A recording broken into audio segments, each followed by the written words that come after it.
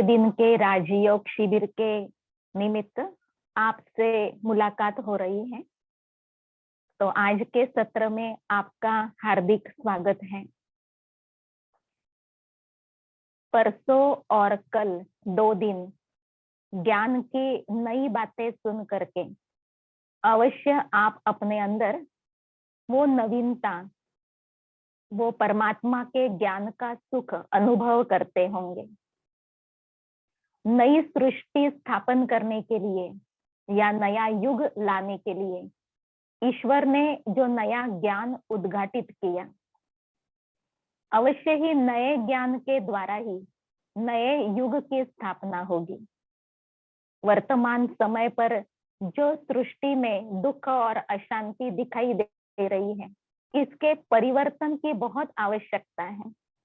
इसलिए अनेक वर्षों से परमात्मा ने सुखमय सृष्टि स्थापन करने का कर्तव्य प्रारंभ कर दिया है। जिस प्रकार पुराने मकान में रहकर ही नया मकान बनाया जाता है और नए मकान में फिर शिफ्ट हो जाते हैं, उसी तरह पुरानी सृष्टि में परमात्मा अवतरित होकर के नई सृष्टि की स्थापना कर रहे हैं और हम सभी को नई सृष्टि के योग्य, नई सृष्टि के लायक बनाने की सेवा कर रहे हैं। परमात्मा के अवतरण का यादगार महाशिवरात्रि भारत में वर्ष वर्ष मनाई जाती है परंपरा से। महाशिवरात्रि के दिन कितने व्रत करते हैं।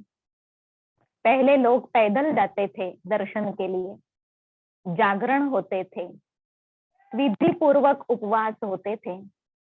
महाशिवरात्रि का जो दिन है वो महापर्व है सारे विश्व के लिए, भारत के लिए, क्योंकि वो ईश्वर के धरती पर अवतरण दिन का यादगार है।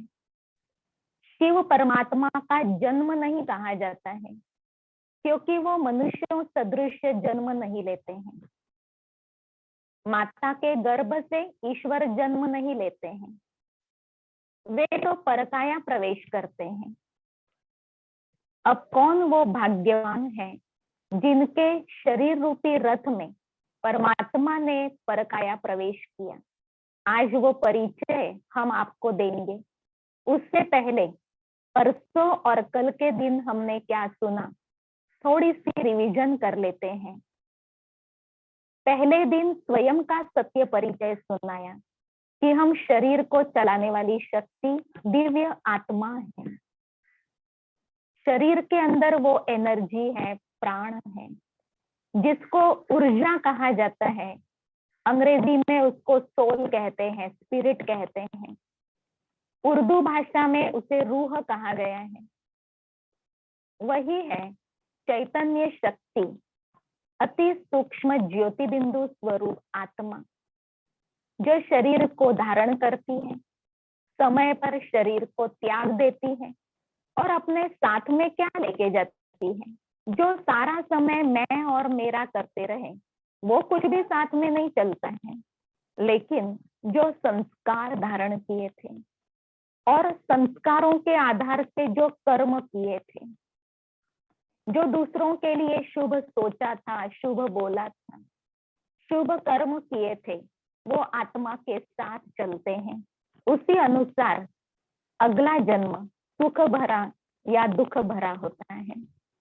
जो भी वर्तमान समय पर घटनाएं हो रही हैं सभी के जीवन में, कहीं ना कहीं हर एक उसके लिए स्वयं रिस्पॉन्सिबल है, क्योंकि अपने ही कर्मों का फल है। न ईश्वर को दोष देने की आवश्यकता है, न किसी व्यक्तियों को। लेकिन बहुत डीपली सोचा जाए तो ये मानव मात्र के कर्म का फल है। किसी को देवात्मा कहा जाता है, किसी को पुण्यात्मा कहा जाता है। किसी के लिए मन से, लोगों के मन से वाह निकलती है और किसी के लिए लोगों के मन से हाय निकलती है। अर्थात किसी के कर्म दुख देने वाले, किसी के कर्म बहुत सुख देने वाले रहे। तो ये व्यक्ति के अलग अलग संस्कार दिखाई देते हैं। शरीर के अंदर जो आत्मा प्रवेश है वो आत्मा जो है शरीर की मालिक, वही अपने संस्कारों अनुसार कर्म करती है। कर्म के अनुसार उसकी पहचान होती है कि ये व्यक्ति बहुत अच्छा, ये व्यक्ति बहुत बुरा था। तो शरीर के अंदर आत्मा विद्यमान है, अर्थात हम भी एक आत्मा है। और हमारे आसपास जितने ही लोग हैं, चाहे वो स्त्री है, चाहे पुरुष है, चाहे किसी भी धर्म से बिलोंग करते हैं, है तो वो आत्मा भाई। क्योंकि हम सभी अति सूक्ष्म ज्योति बिंदु स्वरूप आत्मा है। हम सभी का स्वधर्म एक ही है, शांति। और हम सभी एक ही घर से इस धरती पर आए हैं। हमारा घर आकाश तत्व से पार परम धाम, वहां से हम यहाँ आए हैं कर्म करने के लिए, एक दूसरे को सुख देने के लिए, आपस में प्योर और प्रेम की फीलिंग की लेन देन करने के लिए धरती पर आए थे। अर्थात सृष्टि रूपी नाटक में खेल खेलने के लिए आए थे। अब ये सृष्टि चक्र पूरा होने को आया है। कलयुग के अंतिम चरण में परमात्मा ने आकर के ये ज्ञान दिया कि आप कहाँ से आए थे, वहां पर ही लौटना है। वहां पर शरीर लेकर के नहीं जा सकते, तो आप अपना योग बल, मनोबल जमा करो, जो साथ में लेकर के जा सको। आप अपने साथ दिव्य संस्कार साथ में ले जाते हैं, और जो सेवा द्वारा आप पुण्य कमाते हैं, वो पुण्य की कमाई भरपूर करके साथ में लेकर के चलना है।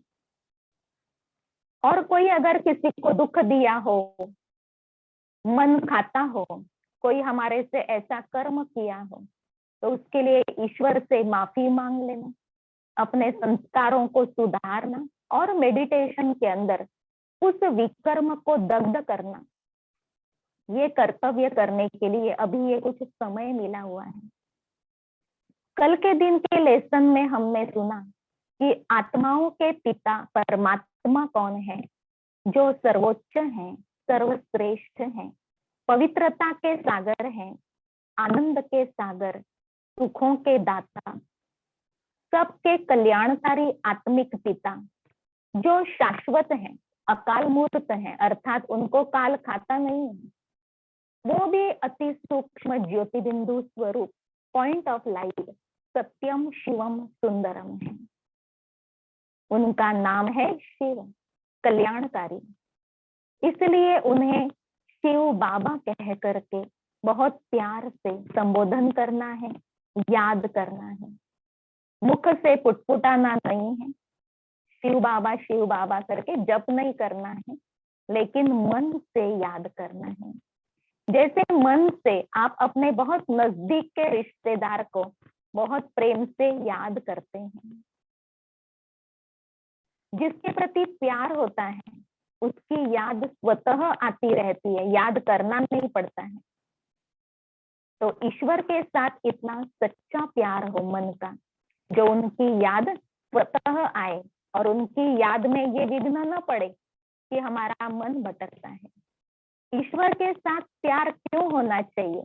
क्योंकि वो हमारा सर्व संबंधी है। माता पिता, बंधु, सखा, रक्षक, शिक्षक, सर्व संबंधों से उन्हें अब अनुभव करना है। गायन करते थे, त्वमेव माताश्च पिता त्वमेव, त्वमेव बंधुश्च सखा त्वमेव, त्वमेव विद्या द्रविणम त्वमेव, त्वमेव सर्वम मम देव देव। गायन करते थे, उसका अब हर रोज अनुभव करना है। माता पिता के रूप से वो कैसे हमें पालना दे रहा है, हमें अपने सब खजानों का वारिस बनाता है। और वो चाहता है कि जैसे वो है वैसे ही हम भी बने।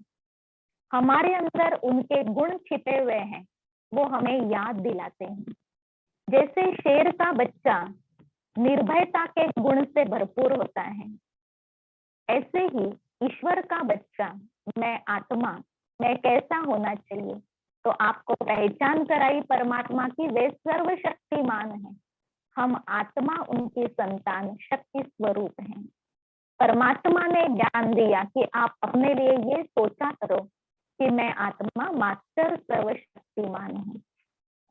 परमात्मा जो पवित्रता के सागर हैं, सुखों के सागर हैं, ज्ञान के भंडार हैं, वो अथाह ज्ञान का, शक्ति का, प्यूरिटी का खजाना दे रहे हैं, बिना गिनती किए देते हैं, क्योंकि वे हमारे पिता हैं।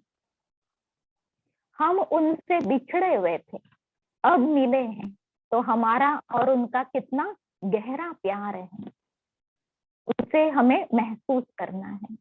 बहुत साल बिछड़ करके फिर अब हम उनसे मिले हैं। जैसे किसी व्यक्ति का बच्चा मार्केट में गुम हो जाए, बहुत ढूंढने पर न मिले, कितना दुखी हो जाते पेरेंट्स, लेकिन 20 साल के बाद फिर से वो मिल गए, तो माता पिता को भी बहुत खुशी और बच्चे को भी बहुत खुशी। ऐसे हम परमात्मा से बहुत समय से बिछड़े हुए थे, उनका हमारा परिचय टूट गया था, पहचान नहीं थी। वो भले हमें पहचानते थे, लेकिन हम उन्हें नहीं पहचानते थे, क्योंकि हम जन्म मरण के चक्र में आ गए। लेकिन अब परमात्मा ने खुद अपना बनाया है, इसलिए परमात्मा कहते कि अब आप मुझे अपने पिता के संबंध से याद करो।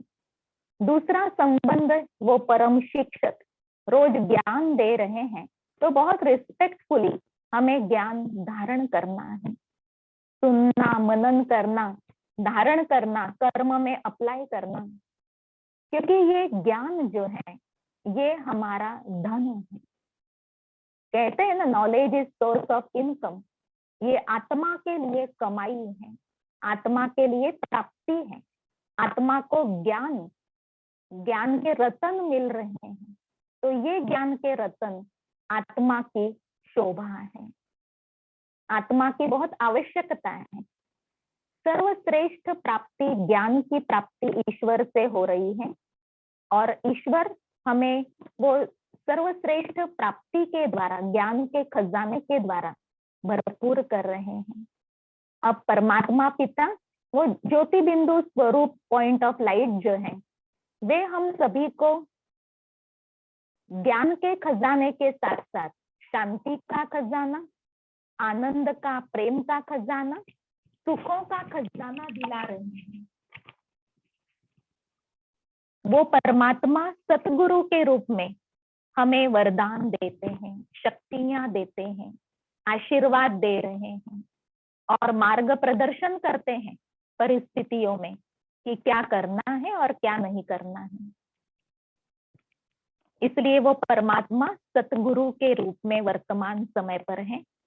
और भी आगे अनुभव करिए कि वे परमात्मा पिता हमारे खुदा दोस्त हैं। एक कहानी है कि एक व्यक्ति ने भगवान को अपना दोस्त बनाया था,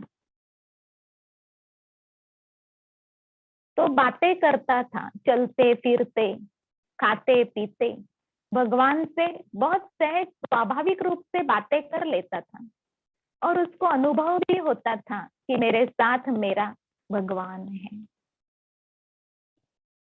तो एक बार वो बच्चा जो था अपने नगरी के बाहर सवेरे सवेरे पहुंच जाता है, और वहां से कुछ लोग दूसरे नगरी से आए हुए होते हैं, जो उस व्यक्ति को ले लेते हैं और कहते हैं आज से तुम हमारे राजा हो। उसको तो बहुत आश्चर्य होता है कि ये क्या बात हुई सुबह सुबह, और वो लोग कहते हैं कि तुम हमारे राजा हो 1 साल के लिए, उसके बाद फिर हम तुमको हकाल देंगे। तो एक तो राजा बनने की खुशी, और दूसरा 1 साल के बाद की चिंता। तो वो तो भगवान से बात करने का आदत ही था ना, भाग्य उसको मिला कि राजा बना। अब आगे क्या करना है, उसके लिए भगवान से बात करते करते भगवान से उसने बुद्धि ली, टचिंग मिली उसको कि ये जो 1 साल तुमको मिला हुआ है, इस 1 साल में तुम इस नगरी से ऐसे धन को यूज करते करते बाजू में जंगल में दूसरी एक नगरी बसा लो, जिसमें तुम सदा के लिए राजा रहेंगे। क्योंकि इस नगरी का तो कायदा है कि 1 ही साल के लिए व्यक्ति राजा रह सकता है, फिर उसको हकाल दिया जाता है। तो फिर उसने वही किया, 1 साल में उसी धन से, राज्य की संपत्ति से बहुत सुंदर बाजू में दूसरी नगरी बसाई और लोगों से इतना प्रेम पूर्ण चरित्र पूर्ण व्यवहार किया कि लोगों को लास्ट में कहा साल के अंत में कि मैंने बाजू में दूसरी नगरी बसाई है, जिसमें स्कूल बनाए, कुएं बनाए, बंगले बनाए, मकान बनाए। जो मेरे साथ आना चाहते हैं वो आ जाओ और स्थायी राज्य का सुख आपको भी मिलेगा। मैं वहां राजा होऊंगा, मैं आपके साथ होऊंगा, मैं सदैव आपके मदद के लिए तत्पर होऊंगा। ऐसे करते बहुत सारे लोग उसके साथ चल दिए और वो बाजू की नगरी का स्थायी राजा बन गए। तो देखिए, ईश्वर के पास अनेक समस्याओं की बहुत सारे ऐसे समाधान हैं जिसके लिए व्यक्ति नहीं सोच सकता, तो वो खुदा दोस्त हमें बुद्धि दे करके दिव्य बुद्धि के द्वारा हमारी समस्याओं को सुलझा लेता है और मन के तूफानों को शांत कर देता है। मन का तूफान क्यों, क्या, कैसे, इन प्रश्नों से भरा हुआ होता है, लेकिन ईश्वर को याद कर लीजिए। ईश्वर की स्मृति में वो शक्ति है कि वो आपके मन को समझा भी देते हैं, मन को शांत कर देते हैं और मन को शक्ति भी देते हैं, प्रश्नों को समाप्त कर देते हैं। वो ईश्वर पिता सर्व संबंधों से हमारे साथ है, ये हमें अनुभव करना है। भले वो निराकार है, लेकिन वो सर्वशक्तिमान है, वो बहुरूपी भी बनता है, वो सब प्रकार से मदद के लिए हाजिर हो सकता है। पहली बात, हमें उनकी पहचान हो। दूसरी बात, हमें उनके प्रति निश्चय हो। तीसरी बात, हमें उनके प्रति श्रद्धा हो, विश्वास हो, प्यार हो। क्योंकि भक्ति मार्ग में भी गायन किया कि भगवान को क्या चाहिए हमारे से, वो तो प्यार का भूखा है। भगवान क्या चाहता है, वो सिर्फ प्यार का भूखा है। और अभी आप ज्ञान मार्ग को अनुभव कर रहे हो, भक्ति मार्ग से आगे का मार्ग ज्ञान मार्ग। तो इस ज्ञान मार्ग में भी भगवान हमारा मन का सच्चा प्यार उनके साथ कहाँ तक है वही देख रहा है। हमारा उनके प्रति कितना निश्चय, विश्वास, प्यार है, ये अपने आप को देखना है। अगर हम ईश्वर के साथ कोई चतुराई करते, भगवान आप हमारा इतना काम कर दो, हम आपके ऊपर इतना चढ़ावा चढ़ाएंगे, आप अगर ऐसे करेंगे तो हम आपके यहाँ इतना दान करेंगे, तो भगवान कहते कि अगर आप मेरे साथ बिजनेस करते हैं तो मैं तो बुद्धिवानों का बुद्धि हूँ, मैं बहुत चतुर हूँ। इसलिए प्रति हमारा संबंध से जी दीदी। ईश्वर के बारे में सुनाने के लिए तो बहुत बातें हैं कि ईश्वर सर्वोच्च धाम का निवासी है, सर्वव्यापी नहीं है। वो ईश्वर वो काम कर सकता है जो कोई मनुष्य नहीं कर सकता। धरती पर आकर के भगवान क्या कर्तव्य करते हैं, जिसके लिए उन्हें पुकारा कि भगवान आकर के मुक्ति दो, भगवान हमें सुख शांति दो, जिसके लिए उन्हें पुकारा है पावन बनाओ, विषय विकार मिटाओ, पाप हरो देवा। ऐसे ऐसे कहते ईश्वर को भक्ति मार्ग में हमने बहुत पुकारा। अब भगवान आकर के अपने दिव्य कर्तव्य कर रहे हैं। चलिए, आज का जो लेसन है विशेष परमात्मा के कर्तव्यों के बारे में, उसको सुनते हैं। परमात्मा प्रजापिता ब्रह्मा बाबा के द्वारा नई दुनिया की स्थापना करते हैं। पुरानी दुनिया का विनाश शंकर जी के द्वारा करवाते हैं और नई दुनिया जो होगी, नया विश्व, सतयुग, त्रेता युग, उसकी पालना विष्णु जी के द्वारा करवाते हैं।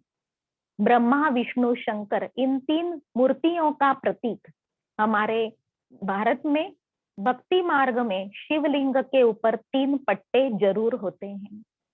3 पत्ते वाला बेलपत्र उनके ऊपर अर्पण किया जाता है। अब यहाँ पर प्रजापिता ब्रह्मा बाबा दिखाए हैं चित्र में, जिनके द्वारा नए युग की स्थापना होती है। ये नया ज्ञान इनके द्वारा ही हमें प्राप्त हुआ। इसीलिए ब्रह्मा कुमारी संस्था का नाम ही पड़ा प्रजापिता ब्रह्मा कुमारी ईश्वरीय विश्वविद्यालय। कर्ता करविता करण करावनहार स्वयं ऑलमाइटी अथॉरिटी सर्वशक्तिमान शिव परमात्मा है, परंतु उन्हें अपने कर्तव्य करने के लिए जो माध्यम चाहिए, वो माध्यम कौन से हैं? तो ये 3 मुख्य माध्यम हैं, ब्रह्मा बाबा दिखाए हैं। इनकी जीवन कहानी इतनी अच्छी है, इनकी जीवन कहानी के बारे में 2 किताबें बनी हुई है, जिसका नाम ही है जीवन को पलटाने वाली अद्भुत जीवन कहानी। जब आप इनके बारे में सुनेंगे तो इनके त्याग, तपस्या और सेवा को जान करके अवश्य ही आपका मन गदगद हो जाएगा और आप नतमस्तक हो जाएंगे। इनके जीवन कहानी को पढ़ने से कईयों के जीवन में परिवर्तन आया। जिन्होंने अपने विकारों को छोड़ा, इनकी जीवन कहानी को सुनने के बाद अपने लाइफ में पॉजिटिव चेंजेस लाने की एक हिम्मत आ जाती है। ये जो दिखाए हैं प्रजापिता ब्रह्मा बाबा, इनका नाम पहले दादा लेखराज था। सिंध कराची में हीरों के बहुत बड़े व्यापारी थे। बचपन में उन्होंने गरीबी देखी। माता पिता न होने के कारण चाचा जी के पास रहे। चाचा जी अनाज का बिजनेस करते थे, उसमें मदद ये करते थे और इनको लगता था लोग कितने गरीब हैं, थोड़ा ज्यादा दे देना चाहिए। परंतु चाचा जी कहते थे वो तो स्वाभाविक है कि अगर तुम ऐसे ज्यादा ज्यादा दे देंगे अनाज, तो फिर तुम तो मेरा धंधा चौपट कर देंगे। तो इनको लगता था कि मुझे अपना अलग सा बिजनेस करना चाहिए ताकि मैं दान कर सकूं। एकदम छोटी आयु से लेकर के उनके अंदर दान का संस्कार, भक्ति का संस्कार नेचुरल था। फिर उन्होंने कपड़े का, सब्जी का, अनाज का, अलग अलग तरह के व्यापार करते करते युवा अवस्था में हीरों का व्यापार सीखा और उसमें वो माहिर हो गए, उसमें बहुत धनवान हो गए। और उनके जो संस्कार थे वो राजकुलोचित संस्कार थे। इसके कारण लोग उनको कहते थे कि राजा तो आपको बनाना चाहिए था। राजाएं कहते थे राजा तो आपको बनाना चाहिए था, भगवान ने हमें राजा बना दिया। इनके अंदर जो सत्यता, कर्म के प्रति निष्ठा, गरीबों को दान देने का, सहयोग देने का स्वभाव, बड़ा दिल होता था। परिवार के अंदर किसी गलत रूढ़ी को अपनाने नहीं देते थे। जैसे एक छोटा सा उदाहरण कि बहू जब घर में आई तो उनके सिंधी समाज में जरूर बड़ा घूंघट लेना होता था, लेकिन बहू के लिए इन्होंने कहा कि जैसे हमारी बेटी हमारे घर में रहती है ऐसे ही बहू भी रहेंगी, बड़ा बड़ा बड़ा घूंघट लेने की आवश्यकता नहीं है। बहू जो आई है वो भी हमारी बेटी ही है। समाज की कोई गलत रूढ़ियां, परंपराएं बनी हुई होती थी, उसको तोड़ने के लिए ये उन दिनों में भी बहुत सक्षम थे। अपनी शक्ति इतनी यूज करते थे कि वो कोई समाज के गलत रूढ़ियों के आगे झुकते नहीं थे। उन दिनों में उन्होंने अपनी बेटी को कार चलाना भी सिखाया था। ये अब जो उनके लाइफ के अंदर परिवर्तन आया वो सन 1937 की बात है, 1937 की बात हम आपको सुना रहे हैं।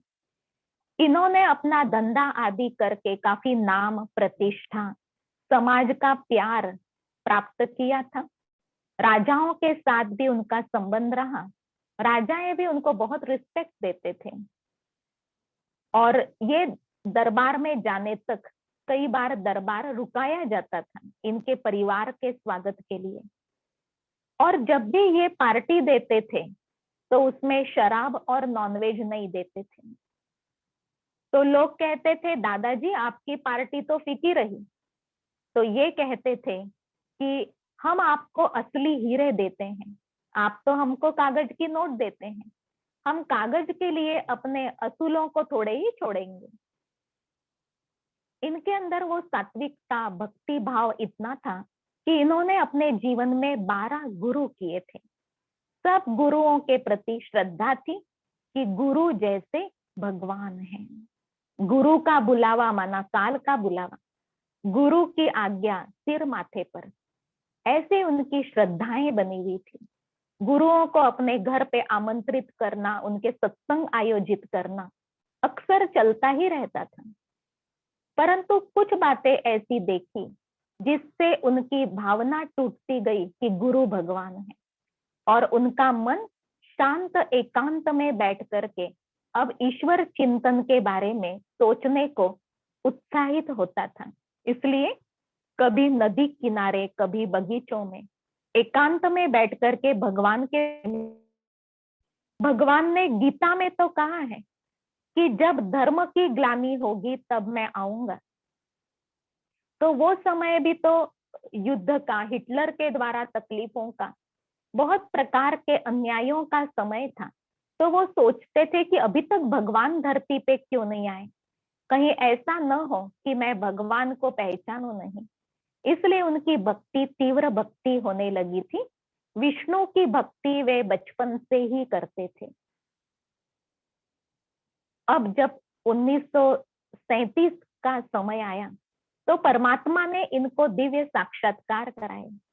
साक्षात्कार में सर्वप्रथम श्री विष्णु जी का साक्षात्कार इन्होंने देखा कि वे सामने खड़े हैं। दिव्य अद्भुत दर्शन।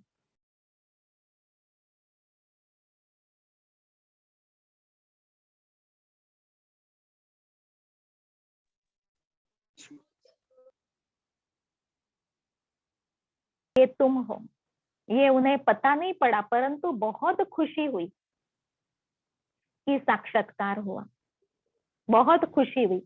उस समय पर उनके घर पे जो गुरु थे उनको जाकर के चरणों के पास बैठ करके कहते हैं कि गुरुजी आप तो धन्य हो, आपने मुझे इतना सुंदर दर्शन कराया, मैं तो धन्य हो गया, मैं तो धन्य हो गए। परंतु गुरुजी के हाव भाव से पता पड़ा कि उनको इसके बारे में कुछ भी पता नहीं है। तो गुरुजी ने भी कहा कि साक्षात्कार कराना तो ऊपर वाले के हाथ में होता है, हम नहीं करा सकते हैं। तो ये जब सुना तो उन्होंने सोचा कि गुरुजी भी ऊपर वाले को याद करते हैं। वो ऊपर वाला कौन है जिसको अभी तक हमने नहीं समझा है, नहीं पाया है, उसको पाना है। फिर एक बार जब वे बगीचे में एकांत में बैठे थे, उस समय परमात्मा ने उन्हें विनाश का साक्षात्कार कराया। चारों ओर जैसे हाहाकार मचा हुआ है, कहीं पर अतिवृष्टि, कहीं पर हिंसाचार, और लोग अपनी जान बचाने के लिए बहुत प्रयत्न कर रहे हैं, फिर भी कितने मृत्यु हिंसाचार के कारण हो रहे हैं। और उन्होंने बॉम्ब्स का वर्णन किया उस समय पर कि आकाश से दूध के कैन जैसे बड़े बड़े अस्त्र शहर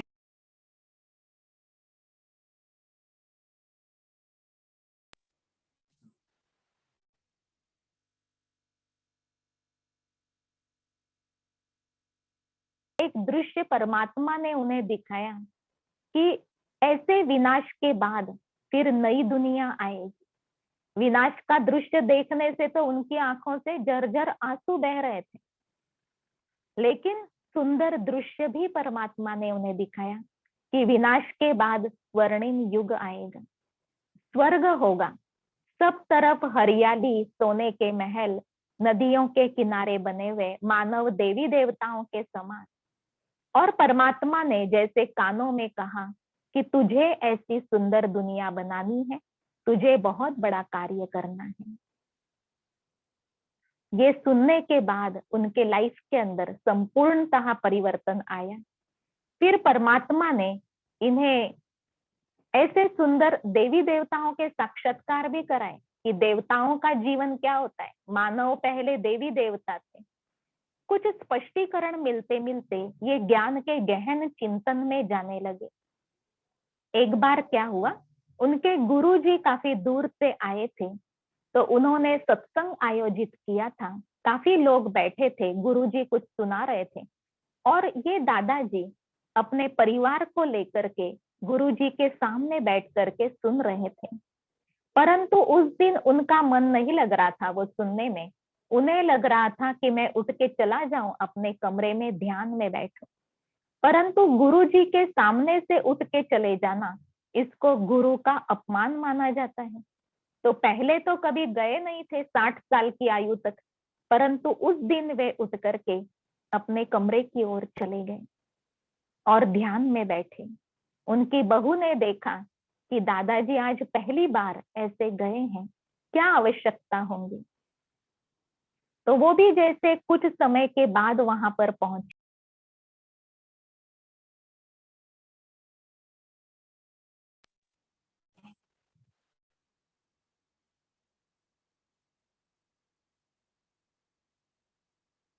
रही हैं और इनके मस्तक पर अद्भुत तेज है।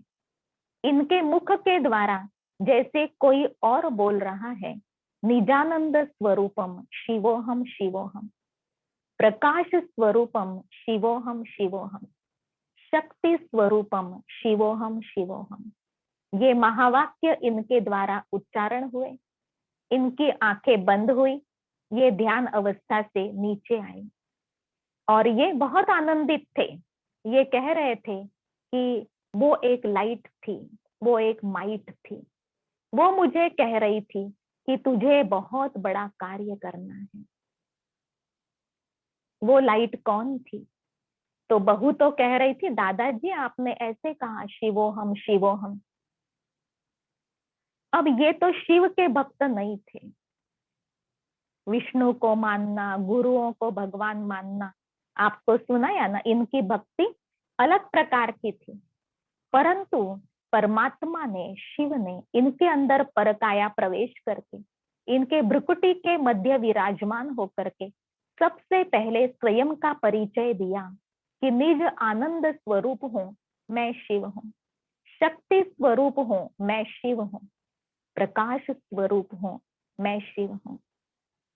इसके बाद फिर परमात्मा का अवतरण इनके अंदर बार बार होने लगा और वे सत्य ज्ञान सुनाने लगे। तो जो उनसे सुनते थे उनको कृष्ण का, कभी स्वर्ग का साक्षात्कार होता था। इसके कारण इनके पास बैठने के लिए, सत्संग सुनने के लिए बहुत लोग जाने लगे कि इनके पास बैठेंगे तो बहुत अच्छे सुंदर स्वर्ग के दृश्य दिखाई देते हैं और उसी में मगन हो जाते हैं। ऋषि मुनियों ने कितने सालों तक तपस्या की, फिर भी उनको कृष्ण के दर्शन नहीं हुए, लेकिन इनके सत्संग में जाएंगे तो फटाफट कृष्ण का साक्षात्कार हो जाता था। प्रारंभ का समय था, इसलिए भगवान ने साक्षात्कारों के द्वारा सेवा की। तो सिंध समाज के बहुत सारे भाई बहने ज्ञान सुनने के लिए जाने लगे और परमात्मा ने इनके द्वारा सच्चा ज्ञान उद्घाटित करना प्रारंभ किया कि आप अमर आत्मा हो। आपको समय पर पुराना शरीर छोड़ करके नया शरीर धारण करना होता है, दुख नहीं करना होता है। आप आत्मा मुझ परमात्मा की संतान हो, मैं आपका पिता हूँ, मैं आपको मुक्ति और जीवन मुक्ति देने के लिए आया हूँ, शांति और सुख देने के लिए आया हूँ। इसलिए पवित्र बनो, खान पान पवित्र रखो, जीवन के अंदर पवित्रता का नियम अपना लो। अब जिनको इतना सुख, शांति और साक्षात्कार हो रहे हैं, उन्होंने नियमों का पालन करना भी प्रारंभ कर दिए। अब नियम जो धारण करने लगे, शुद्ध खान पान खाना, ब्रह्मचर्य में रहना, तो उनको देख करके उनके परिवार के लोगों को आश्चर्य हुआ। कईयों ने विरोध किया कि आज तक जो हमारे साथ फिल्में देखने के लिए जाते थे, वो अब कहते हमें सत्संग में जाना है। ये कैसे इनके ऊपर जादू लग गई, ऐसे कैसे ये बदल गए। पहले खान पान का इनको कितना शौक था, आकर्षण था, और अब कहते सात्विक खाना ही हम खाएंगे। तो ऐसे लोगों में एक भावना आ गई कि दादाजी के सत्संग में जाने से जादू लग जाता है, परिवर्तन होता है। परिवर्तन तो अच्छा ही हो रहा था, लेकिन लोगों ने कहा कि इनके पास जाने से जादू हो जाएगा। तो ऐसे शुरुआत में लोगों ने विरोध भी किया, वैसे भी देखा जाए इतिहास की ओर मुड़ करके, जब भी धर्म स्थापक आए, संत सुधारक आए, समाज ने क्या किया है? हमेशा विरोध ही किया है। बाद में फिर वो जाने के बाद उनके फोटो रख करके उनकी पूजा करते हैं, उनके मंदिर बनाते हैं। लेकिन समाज का एक स्वभाव है, नवीनता को जल्दी धारण नहीं करते हैं। ऐसे ही इनके साथ हुआ। परंतु परमात्मा का कार्य दिन प्रतिदिन बढ़ता गया ज्ञान देने का, और परमात्मा ने इनका का नाम चेंज किया। नए काम का नया नाम, प्रजापिता ब्रह्मा।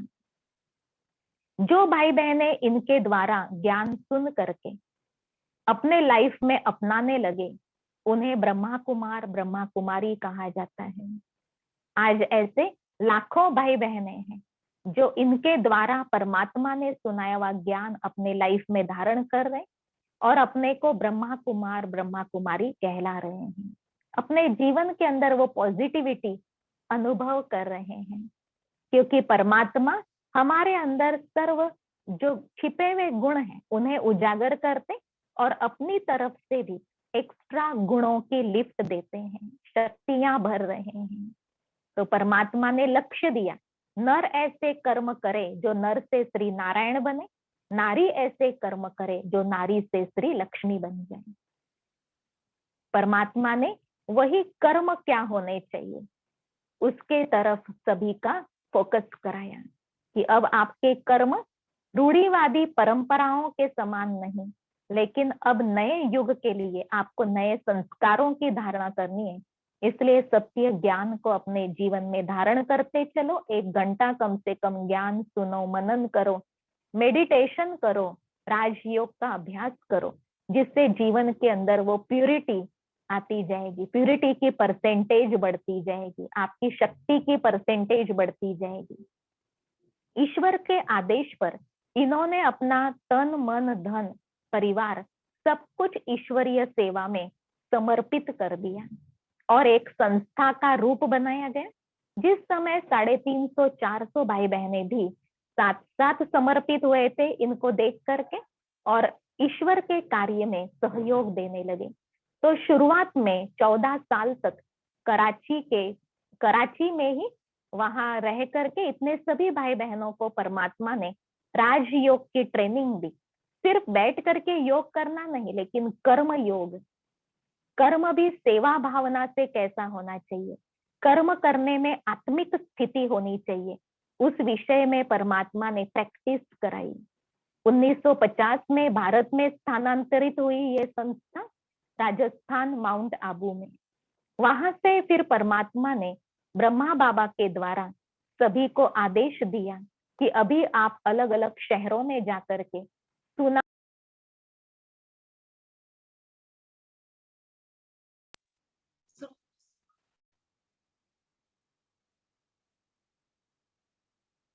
कलकत्ता, कोई दिल्ली में, ऐसे जाकर के वहां ज्ञान सुनाने लगे। सुनने वालों को बहुत पसंद आया। लोगों ने कहा आप यहाँ ही रहो हमारे गांव में, यहाँ ही हमारे द्वारा हम आपको प्रबंध करके देते हैं, आप जाना नहीं, आप हमें रोज ज्ञान सुनाना, योग सिखाना। ऐसे करते करते लोगों के निमंत्रण पर सेंटर्स खुलते गए। आज भारत भर में 6000 से अधिक सेंटर्स अपने बने हुए हैं, जहां पर भाई बहने ज्ञान सुनते, और विदेशों में तो 130 देशों में ज्ञान सुनने के लिए स्थान, ब्रह्मा कुमारी की ब्रांचेस बनी हुई हैं। सन 1969 में 69 में ब्रह्मा बाबा ने अपने पुरुषार्थ को कंप्लीट किया और वे अव्यक्त हुए, अपने पुराने देह का त्याग किया। परमात्मा ने तब तक हर रोज उनके द्वारा ज्ञान सुनाया। उस ज्ञान को सुनना, श्रवण करके, मनन करके, धारण करना, उसकी प्रैक्टिस आज तक भी नए पुराने हम सभी भाई बहनें कर रहे हैं। पर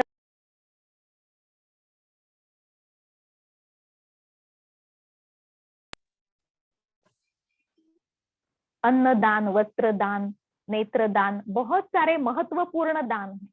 फिर भी ज्ञान दान को सर्वश्रेष्ठ दान क्यों कहा? क्योंकि ज्ञान दान से जीवन परिवर्तन होता है।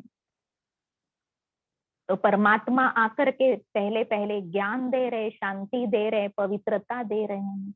उसके लिए हमें उनके साथ मन बुद्धि से कनेक्ट होना होता है। फिर दूसरी बात जो हमें सुनानी है कि शंकर के द्वारा पुरानी दुनिया का विनाश होना है, अर्थात विनाशकारी शक्तियां बहुत सारी हैं जिनके द्वारा ही इस सृष्टि पर तांडव नृत्य चलना है। प्रकृति की आपत्तियां, प्रकृति के 5 तत्व हैं, धरती, आकाश, अग्नि, वायु और पानी। इन तत्वों के द्वारा प्रकोप, इसको कहा शंकर का तांडव नृत्य। कोई एक व्यक्ति नहीं है जिसके नृत्य करने से विनाश होगा या तीसरी आंख खुलने से विनाश होगा। नहीं, परमात्मा ने कहा आप अपना ज्ञान का तीसरा नेत्र खोलो और इस विनाश के पहले जो शक्ति प्राप्त करनी है वो प्राप्त कर लो, जो अपनी आत्मा रूपी बैटरी चार्ज करनी है वो कर लो, क्योंकि ये समय फिर नहीं मिलेगा। गृह युद्धों के द्वारा विनाश, बीमारियों के कारण अभी वर्तमान समय कितना नाजुक समय देखने में आ रहा है। ऐसे ये कुछ न कुछ निमित्त बन करके इस सृष्टि के अंदर अभी बहुत बड़ा परिवर्तन आ रहा है। विनाश के बदले हम परिवर्तन शब्द कहें तो वो योग्य है। तो जो विनाश के निमित्त बनते हैं, उन चाहे प्रकृति के तत्व हो चाहे व्यक्ति हो, उन सब को मिलाकर के शंकर कहा गया है। फिर जो नई दुनिया आएगी, जैसे रात के बाद दिन जरूर आ जाता है, ऐसे कार के बाद सतयुग नया सवेरा जरूर आएगा और उस नए युग में देवी देवताएं रहेंगे। देवी देवताओं में मुख्य लक्ष्मी नारायण है और लक्ष्मी नारायण का एकत्रित स्वरूप विष्णु बनाया गया है पूजा पाठ करने के लिए। 4 हाथ किसी व्यक्ति को नहीं हो सकते, ये तो आप भी अच्छी तरह जानते हैं, परंतु इतना शोभनिक स्वरूप हमारे भक्ति मार्ग में मूर्तियों का बना दिया कि लोग पूछते ही नहीं कि इनको 4 हाथ कैसे, 4 हाथ वाला व्यक्ति कैसे खाता होगा, कैसे सोता होगा, ये कोई सोचते नहीं। लेकिन एक भावना बिठाई गई कि विष्णु चतुर्भुज। देवियों को भी 16 हाथ, 8 हाथ दिखाते हैं, अर्थात उतने उनके मददगार हैं। विष्णु चतुर्भुज अर्थात 2 हाथ लक्ष्मी के और 2 हाथ नारायण के। इनके हाथ में जो चारों अलंकार हैं, इनका भी बहुत शॉर्ट में हम आपको भावार्थ सुनाते हैं, क्योंकि अभी हमको मेडिटेशन का भी अभ्यास करना है। गदा जो दिखाई है, ज्ञान की शक्ति की निशानी। ज्ञान के, नॉलेज के पावर के आधार से हमें अपने अंदर के अवगुणों को, बुराइयों को जीतना है। युद्ध किसके साथ करना है? अपने अंदर के बुराइयों के साथ ही युद्ध करना है। तो विजय की निशानी, शक्ति की निशानी गदा दिखाई है। इनके हाथ में स्वदर्शन चक्र दिखाते हैं। ये हमें प्रेरणा दे रहा है कि आप स्वयं के बारे में सोचो, स्व का दर्शन करो, स्वयं को देखो, हम कौन हैं, हमारे अंदर कौन से गुण छिपे हुए हैं, ओरिजिनली हम क्या हैं, हमारे अंदर जो अवगुण है उसको हमको कैसे त्याग करना है, अवगुण को हमको कैसे जीतना है। दूसरों के बारे में सोचना, उसको पर चिंतन, पर दर्शन कहते हैं। माना चक्र उल्टा घुमाना हो गया। स्वयं को देखो, स्वयं को परिवर्तन करो तो स्व कल्याण होगा, और दूसरों के बारे में सोचेंगे तो हम दुखी हो जाएंगे। इसलिए कहावत है, अंतर्मुखी सदा सुखी और बाह्यमुखी सदा दुखी। जो दूसरों के बारे में सोचता है वो हमेशा कैसे रहता है? दुखी रहता है। स्वयं का सोचो तो सदा सुख अनुभव होता रहेगा। फिर शंख दिखाया है।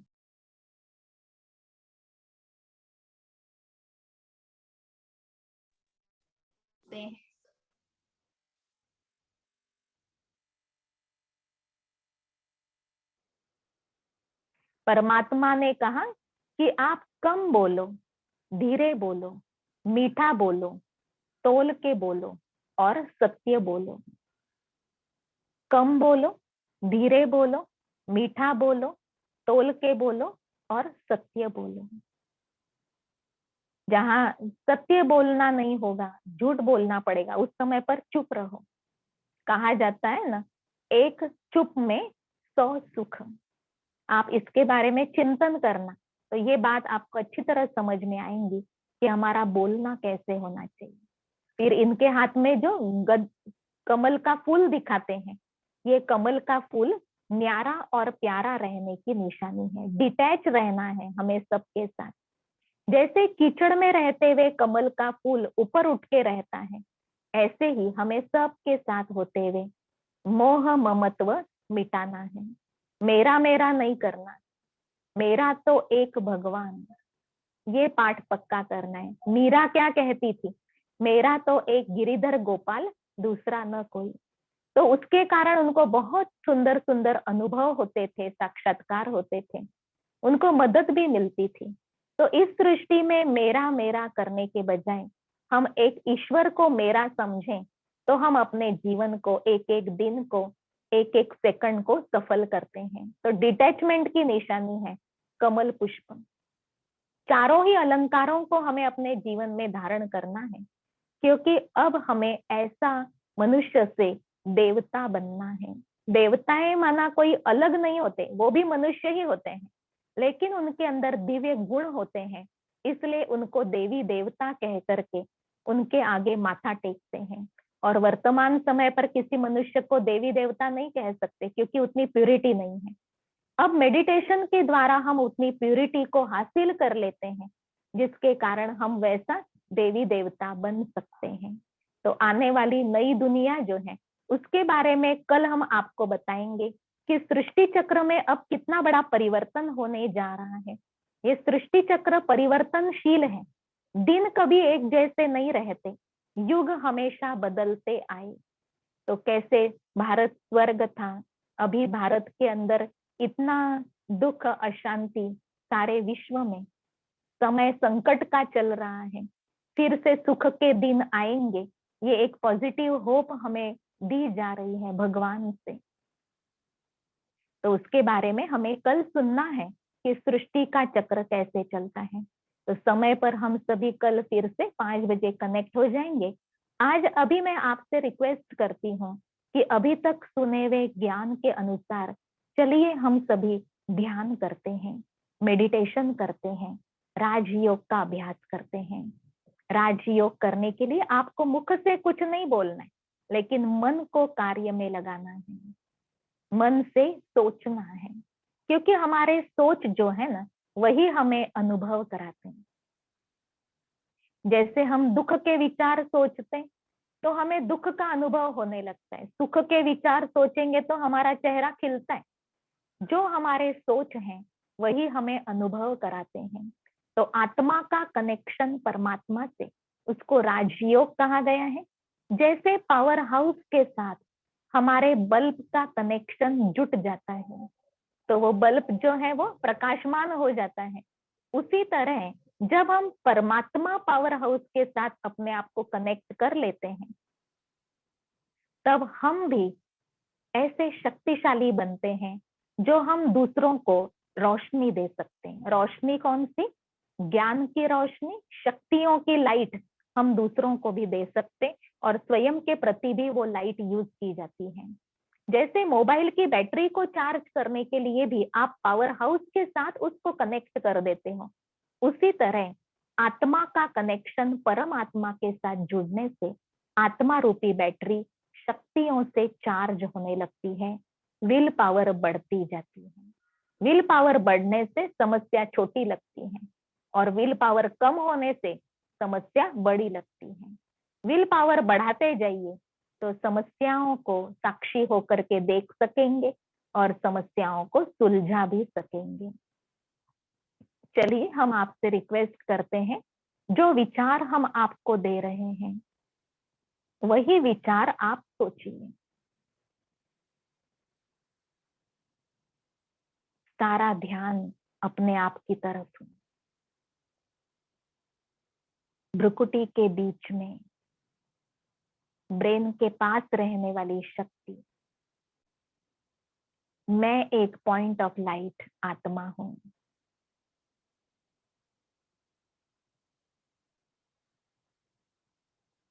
प्रकाशमय बिंदु स्वरूप, मैं आत्मा सत्य स्वरूप हूं। मैं अपने शरीर का मालिक हूँ। कर्म करने के लिए मुझे ये शरीर मिला हुआ है। अब हर रोज मेरे कर्म महान कर्म, श्रेष्ठ कर्म ही होने चाहिए।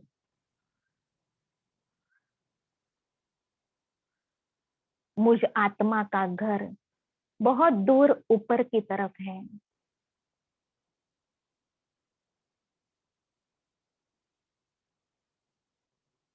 अनुभव करें, इस शरीर से बाहर निकलकर हम आत्मा अपने घर जाते हैं, ट्रेवल करते हैं ऊपर की तरफ।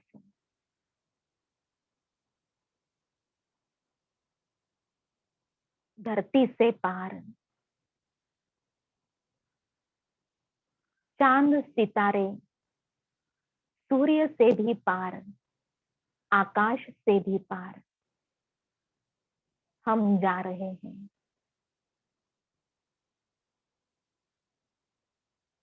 ऊपर पहुंच गए अपने लाल सुनहरे प्रकाशमय घर में।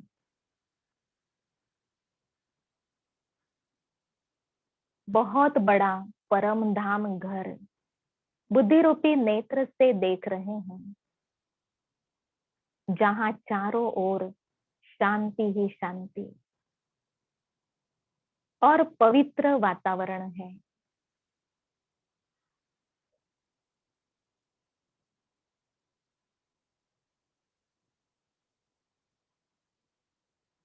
और सामने है मुझ आत्मा के पिता परमात्मा,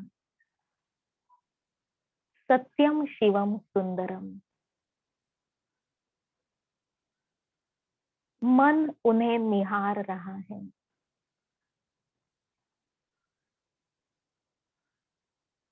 शांति के सागर की शांति की तरंगे मुझ आत्मा में समा रही है।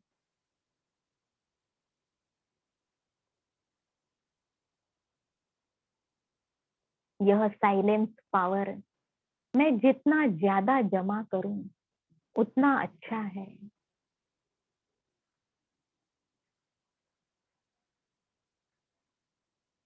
इस शांति की शक्ति से ही महापरिवर्तन होता है।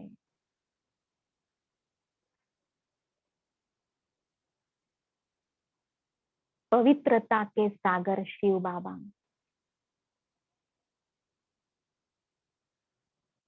मुझ में पवित्रता भर रहे हैं।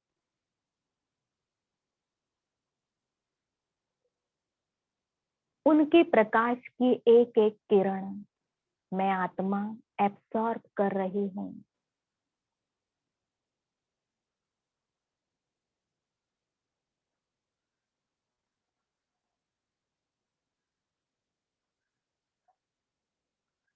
सर्वशक्तिमान शिव परमात्मा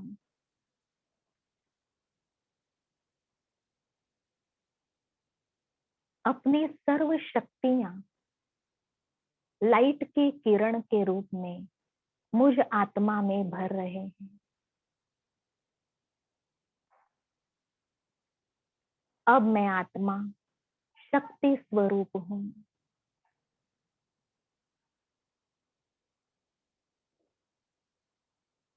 इस प्रभु मिलन में मैं आत्मा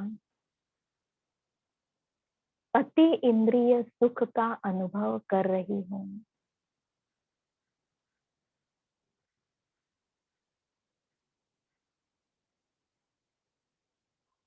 मन ही मन उनसे मुलाकात करते हैं। शिव बाबा, आपने दिया हुआ ज्ञान ही मेरे ऊपर कृपा है। आपने मुझे समझाया कि मैं अमर आत्मा हूँ।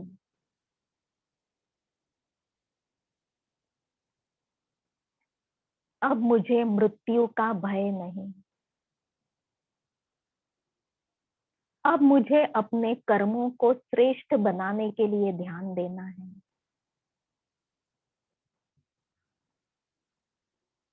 मेरे द्वारा किसी को दुख न मिले, सुख मिलता रहे। जैसे आप सर्व के कल्याणकारी पिता हो, ऐसे मुझे स्व कल्याण से विश्व कल्याण की ओर आगे बढ़ना है।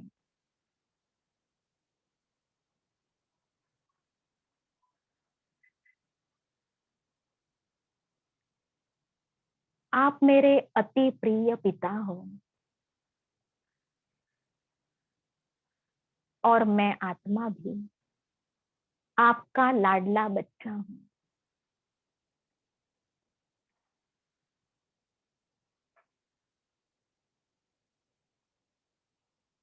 आपके सानिध्य में मैं आत्मा आपका निर्मल प्यार अनुभव कर रही हूँ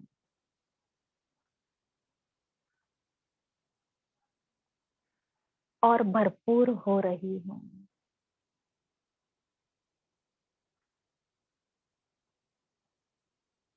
मैं जो हूँ, जैसी हूँ, आपकी हूँ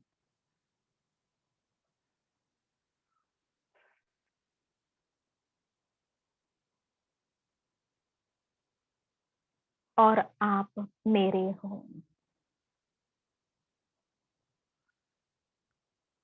ऐसे सुंदर मुलाकात के साथ शिव बाबा की याद साथ में लेकर मन के विमान से नीचे आते हैं। धीरे धीरे अपने साकार शरीर में विराजमान मैं आत्मा ईश्वर की संतान हूँ।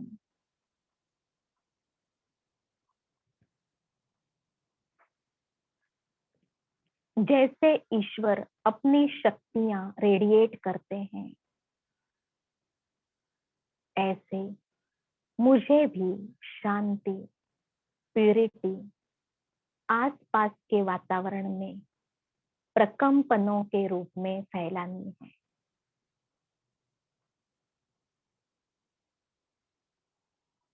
अनुभव करें हमसे शांति और पवित्र लहरें आसपास के वायुमंडल में फैल रही हैं,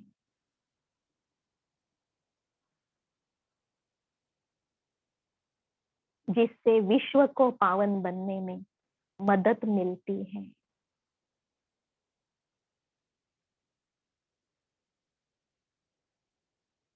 ओम शांति।